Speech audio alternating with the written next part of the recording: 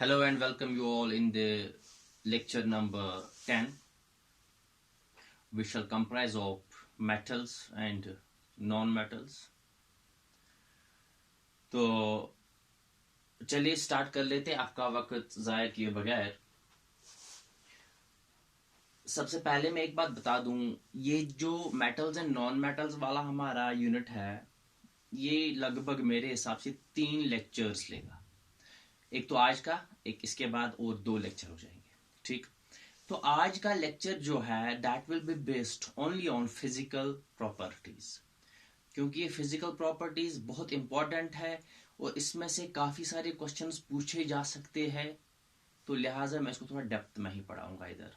ठीक है बेटा, चलिए स्टार्ट कर लेते हैं। तो सबसे पहले मैंने इधर बोर्ड पे लिख रखा है, अगर आप चाहोगे तो आप लोग स्क्रीनशॉट भी ले सकते हो, और जो बाकी ग्रुप में ऐड है बंदे, व्हाट्सएप ग्रुप जो हमारा चल रहा है, तो उसमें भी मैं डालूंगा, इसका स्टडी मटेरियल डालूंगा और ये स्क्रीनशॉट भी डालूंगा, बाकी भी कुछ चीजें डालूंगा। ठीक है, तो आप लीजिए स्क्रीनशॉट लीजिए। ठीक है, हाँ जी। तो देखिए, मेटल्स एंड नॉन मेटल्स के बीच में डिफरेंशिएट किया हुआ है मैंने। ठीक, तो थोड़ा कंपैरिजन किया हुआ है हमने। तो सबसे पहला पॉइंट जो इधर है, solids metals are solids at room temperature, यानी जनरली जो हमारे पास मेटल्स होते हैं they are solids at room temperature. ठीक है ना, ओके। सिमिलरली हमारे जो नॉन मेटल्स होते हैं दे आर आइदर सॉलिड्स और गैसेस एट रूम टेम्परेचर, यानी मेटल्स जो होते हैं हमेशा सॉलिड होते हैं रूम टेम्परेचर पे, और जो नॉन मेटल्स होते हैं वो या तो सॉलिड्स होते हैं और या गैसेस होते हैं। ठीक है ना, ओके। हाँ, तो इधर एक चीज का ख्याल रखना है, क्वेश्चन कहां से पूछा जाता है। ज्यादातर इस चैप्टर में से क्वेश्चंस पूछे जाते हैं और ज्यादातर एक्सेप्शंस पूछे जाते हैं, जो एक्सेप्शन हो। तो एक्सेप्शन को आप ऐसे समझिए, हमारे जो मेटल्स होते हैं सभी के सभी सॉलिड्स होते हैं रूम टेम्परेचर पे। ठीक है ना, लेकिन हमारे पास एक मेटल ऐसा है दैट्स मरकरी, जिसका सिंबल Hg है। ठीक है, तो ये जो होता है लिक्विड होता है एट रूम टेम्परेचर। सभी के सभी मेटल सॉलिड्स होते हैं एट रूम टेम्परेचर, लेकिन जो मरकरी है जिसका सिंबल Hg है that's liquid at room temperature. तो एक एक्सेप्शन हो गई, पूछा जा सकता है which metal is liquid at room temperature, तो मरकरी होता है। ठीक है बेटा, आगे बढ़े। तो जैसे हमने नॉन मेटल्स के बारे में बताया दैट दे आर सॉलिड्स और गैसेस एट रूम टेम्परेचर, या तो वो सॉलिड्स होते हैं या तो वो गैसेस होते हैं एट रूम टेम्परेचर। लेकिन हमारे पास एक ऐसा नॉन मेटल है which is liquid at room temperature, which is not solid and which is not gas, but that's a liquid at room temperature, और वो कौन है? ब्रोमीन, जिसका सिंबल Br है। ठीक है ना, तो ब्रोमीन ऐसा नॉन मेटल है जो रूम टेम्परेचर पे लिक्विड होता है। ठीक, तो बाकी के सारे जो मेटल्स होते हैं दे आर आइदर सॉलिड्स और गैसेस। ठीक, चलिए पॉइंट नंबर 2 पे चलते हैं। सारे के सारे मेटल्स जो होते हैं they are conductors of electricity. सारे के सारे जो मेटल्स होते हैं वो इलेक्ट्रिसिटी कंडक्ट करते हैं। सारे के सारे नॉन मेटल्स जो होते हैं they are non conductors of electricity, वो इलेक्ट्रिसिटी कंडक्ट नहीं करते हैं। इधर भी हमारे पास एक एक्सेप्शन है, हमारे पास एक नॉन मेटल है कार्बन। कार्बन के होते हैं एलोट्रॉप्स, जो आपने अपने क्लास 10th में पढ़ा हुआ होगा, अगर नहीं पढ़ा है तो आगे कार्बन एंड इट्स कंपाउंड्स में हमें पढ़ना है, उसमें आप अच्छे से पढ़ोगे। तो कार्बन के एलोट्रॉप्स होते हैं। कार्बन का एक एलोट्रॉप है ग्रेफाइट, जो कि कार्बन नॉन मेटल है, और इसका जो एलोट्रॉप ग्रेफाइट है, क्योंकि वो ग्रेफाइट भी बना होता है कार्बन का ही। ठीक है, ग्रेफाइट जो होता है that's a non-metal but a conductor of electricity. So which non-metal is a conductor of electricity? Carbon in the form of graphite. Carbon in the form of graphite is a non-metal conductor of electricity. Carbon non metal होता है, लेकिन graphite की shape में, graphite की शक्ल में वो conductor of electricity होता है। अदरवाइज सारे के सारे नॉन मेटल्स क्या होते हैं? नॉन कंडक्टर्स होते हैं। ठीक, चलिए अपने पॉइंट नंबर 3 पे चलते हैं। Lustrous, metals are lustrous, metals की सरफेस जो होती है चमकीली होती है, शाइनी होती है, ठीक है ना। और नॉन मेटल्स जो होते हैं दे आर डल। ठीक है बेटा, टर्म्स का आपको बहुत ख्याल रखना है। नॉन लस्टरस नहीं आएगा, डल आएगा इधर टर्म, ठीक है ना, डल। सो नॉन मेटल्स विच, ऐसा आ सकता है which among the following is not a property of metals, is not the property of non metals, ठीक है ना। तो नीचे डल लिखा हुआ होगा तो आप सोचेंगे डल तो इंग्लिश अल्फाज है, ये कहाँ है प्रॉपर्टी, टिक कर दो। नहीं, ये नॉन मेटल्स की प्रॉपर्टी है। डल मतलब नॉन लस्टरस, ठीक, जिसकी सरफेस चमकीली नहीं हो, ठीक है ना। हमारे जो मेटल्स होते हैं सारे के सारे लस्टरस होते हैं, जो नॉन मेटल्स होते हैं वो डल होते हैं, उनकी सरफेस चमकीली नहीं होती है। लेकिन इधर भी मैंने एक एक्सेप्शन नोट कर रखी है, दैट इज आयोडीन। जो आयोडीन है, आयोडीन एक नॉन मेटल है लेकिन ये लस्टरस होता है। तो यहां से क्वेश्चन पूछा जा सकता है, which non metal is lustrous, कौन सा नॉन मेटल लस्टरस होता है, तो दैट इज आयोडीन, ठीक है बेटा। चलिए आगे बढ़ते हैं। Point number 4, that all the metals are sonorous, सारे के सारे जो मेटल्स होते हैं सोनोरस होते हैं, आवाज प्रोड्यूस करते हैं। जब अगर वो गिर जाए या हम उनसे हाथ से उनको मारे तो वो एक अच्छा खासा साउंड प्रोड्यूस करते हैं। लेकिन जो नॉन मेटल्स हमारे होते हैं दे आर नॉन सोनोरस, वो साउंड प्रोड्यूस नहीं करते हैं, ठीक। एक और प्रॉपर्टी हमारी है मेटल्स की, that metals are malleable, metals are malleable. Malleable मतलब हम मेटल्स के थिन शीट्स, बहुत ही पतले शीट्स बना सकते हैं। We can convert a metal piece into thin sheets, that's malleability, उसको बोलते हैं malleability। So हमारे जो metals होते हैं malleable होते हैं, और जो हमारे non metals होते हैं वो non malleable होते हैं, उनसे हम thin sheets नहीं बना सकते हैं। अगर बनाने की कोशिश करेंगे तो फट जाएंगे, जैसा हमारा मेटल के साथ तो नहीं होता, ठीक।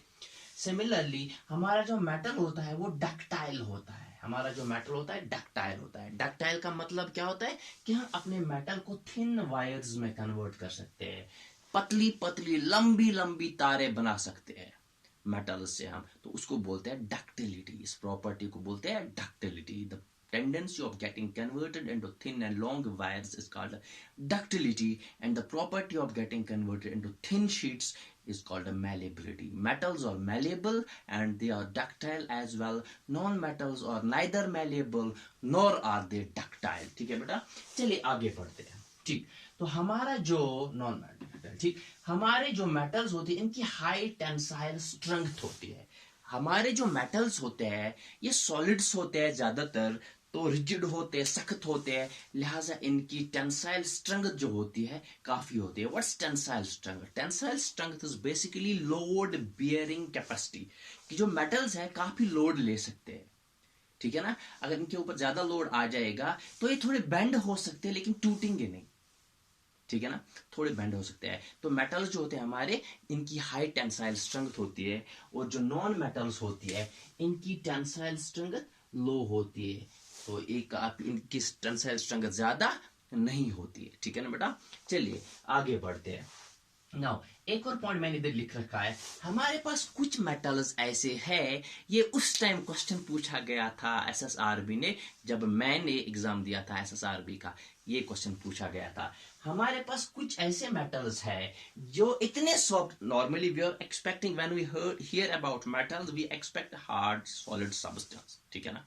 लेकिन हमारे पास कुछ ऐसे मेटल्स हैं जो इतने सॉफ्ट होते हैं, बिल्कुल वो चीज की तरह होते हैं, चामन, चीज की तरह, ठीक है ना। जैसे हम चीज को चाकू से काट सकते हैं ना, ऐसे ऐसे करके, ऐसे ऐसे करके, ठीक है, आराम से, बड़े आराम से। सिमिलरली कुछ मेटल्स हमारे पास ऐसे होते हैं, बिल्कुल चीज की तरह सॉफ्ट होते हैं, हम उनको चाकू से काट सकते हैं। मेरे टाइम पे क्वेश्चन आया था, नीचे 4 ऑप्शन दिए गए थे, बताइए इनमें से किस मेटल को हम can be cut with a knife, ठीक है ना। तो हमारे पास जो मेटल्स होते हैं अल्कली मेटल्स, ये अल्कली मेटल्स का मतलब क्या होता है, ये जब आप पीरियोडिक क्लासिफिकेशन आगे पढ़ोगे तब आपको समझ में आ जाएगा।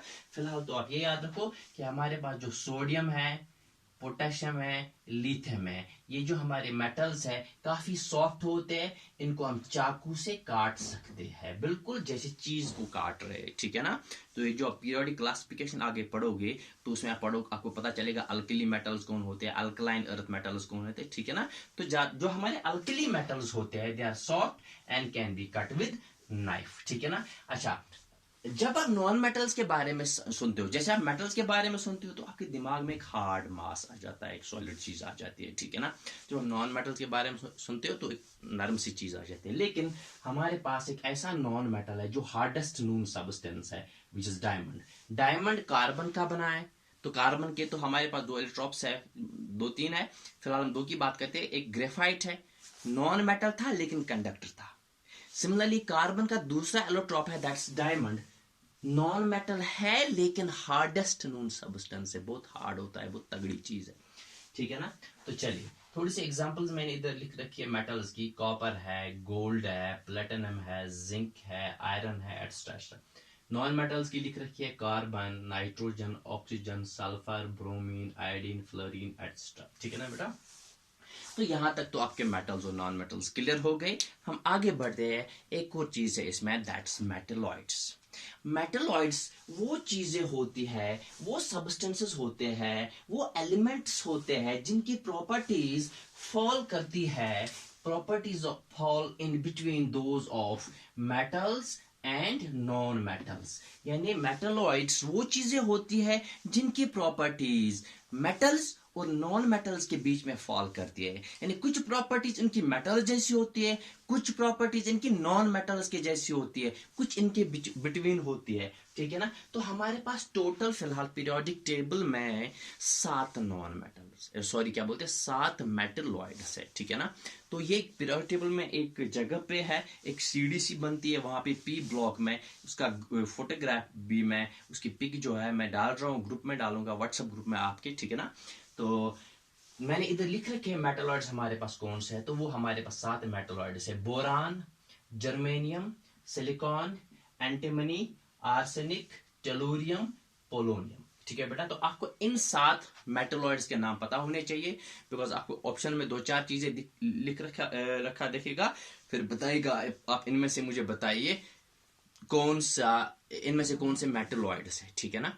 तो आपको मेटलॉइड आइडेंटिफाई करने होगी, सो लिहाजा आप एक काम करें, इन 7 मेटलॉइड्स को आप याद रखें। इनके सिंबल्स वहां पे दिए हुए हो सकते हैं, जरूरी नहीं है पूरा नाम लिखेगा, सिंबल लिखेगा। तो सिंबल क्या है, बोरान का बी है, जर्मेनियम का जीई, सिलिकॉन का एसआई, एंटीमनी का एसबी, आर्सेनिक का एएस, टेलुरियम का टीई, पोलोनियम का पीओ। तो आपको मेटलॉइड्स में क्या करना है, एक इंपॉर्टेंट चीज करनी है, 7 मेटलॉइड्स के नाम याद रखने हैं, ठीक है ना।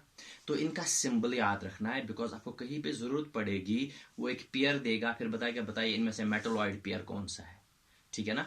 तो आपको उधर आइडेंटिफाई करना पड़ेगा, सिंबल से लेकर पूछ सकता है या फुल फॉर्म देकर पूछ सकता है। अच्छा चलिए, जैसे हमने प्रॉपर्टीज ऑफ मेटल्स पढ़ी, प्रॉपर्टीज ऑफ नॉन मेटल्स पढ़ी, सिमिलरली हमें प्रॉपर्टीज ऑफ मेटलॉइड्स भी पढ़नी है। तो प्रॉपर्टीज ऑफ मेटलॉइड्स देख लेते हैं। चलिए मैंने इधर लिख रखा है that they look like metals. ये जो हमारे मेटलॉइड्स होते हैं ये कैसे दिखते हैं, मेटल्स के जैसे दिखते हैं, लेकिन बिहेव करते हैं कैसे, नॉन मेटल्स के जैसे। ये बहुत अजीब चीज है, ठीक है ना।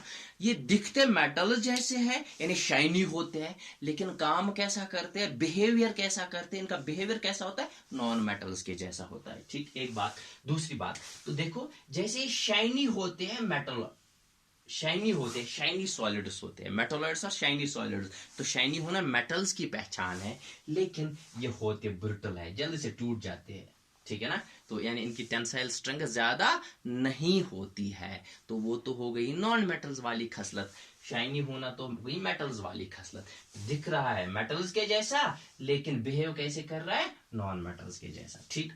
दूसरी बात, तीसरी बात, इनकी जो ये इलेक्ट्रिकल कंडक्टिविटी होती है, ये इंटरमीडिएट से फेयरली स्ट्रॉन्ग इलेक्ट्रिकल कंडक्टिविटी होती है। तो हमारे जो मेटल्स है अच्छे कंडक्टर्स होते हैं, नॉन मेटल्स है नॉन कंडक्टर्स होते हैं, लेकिन जो हमारे मेटलॉइड्स होते हैं इनकी कंडक्टिविटी कुछ की थोड़ी सी होती है, मतलब अच्छी खासी होती है, लेकिन कुछ की कंडक्टिविटी बहुत ज्यादा होती है, ठीक है ना। तो इनकी कंडक्टिविटी रेंज करते हैं from intermediate to fairly strong electrical conductivity, ठीक। केमिकली ये बिहेव करते हैं बिल्कुल नॉन मेटल्स के जैसे। अगर आप इनकी केमिकल प्रॉपर्टीज देखोगे, इनका केमिकल नेचर देखोगे, तो आप बिल्कुल इनको पाओगे जैसे नॉन मेटल बिहेव कर रहा है, ठीक। ओके, एक और बात, ये बनाते हैं एम्फोटेरिक या वीकली एसिडिक ऑक्साइड्स। यहाँ पे फिर मैं वो बात रिपीट करने वाला हूं, जैसा मैंने पिछले 2-3 लेक्चर्स में बताया दैट हमारे पास जो मेटालिक ऑक्साइड्स होते हैं वो होते हैं बेसिक। कैसे होते हैं? बेसिक। जो हमारे पास नॉन मेटालिक ऑक्साइड्स होते हैं वो कैसे होते हैं? एसिडिक होते हैं। ठीक है ना, एसिडिक होते हैं। लेकिन जो हमारे पास मेटालॉइड्स होते हैं, मेटालॉइड्स जब ये ऑक्साइड बनाते हैं, मेटालॉइड ऑक्साइड जब ये ऑक्साइड बनाते हैं तो वो ऑक्साइड्स कैसे होते हैं? वो एम्फोटेरिक इन नेचर होते हैं। कैसे होते हैं? एम्फोटेरिक, यानी वो एसिडिक भी बिहेव कर सकते हैं, वो बेसिक भी बिहेव कर सकते हैं, और कई एक आध क्या होते हैं? वीकली एसिडिक भी होते हैं, और कई एक आध मेटालॉइड्स के ऑक्साइड्स वीकली एसिडिक भी होते हैं।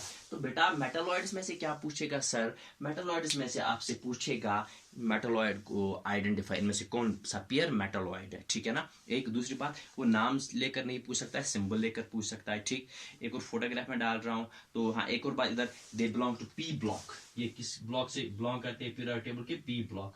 ये पी ब्लॉक वाली टर्म आपको समझ में आ जाएगी जब मैं आगे 2-3 दिनों में क्या पीरियोडिक क्लासिफिकेशन पढ़ाऊंगा। ठीक है ना।